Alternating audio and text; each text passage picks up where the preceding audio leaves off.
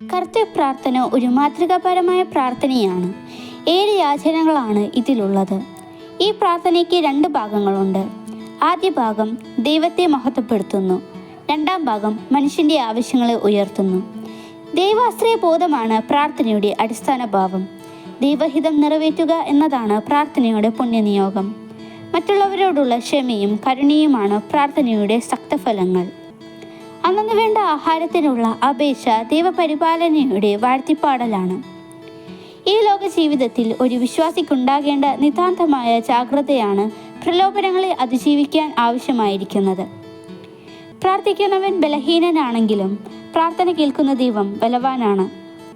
പ്രാർത്ഥനയ്ക്ക് ഉത്തരം നൽകുന്ന ഉദാരമതിയാണ് ദൈവം. ഹൃദയവും മനസ്സും ദൈവത്തിൽ അർപ്പിച്ചുകൊണ്ട് നിരന്തരം പ്രാർത്ഥിക്കുവാനുള്ള ആഹ്വാനമാണ് കർത്തൃപ്രാർത്ഥനയുടെ കാതൽ.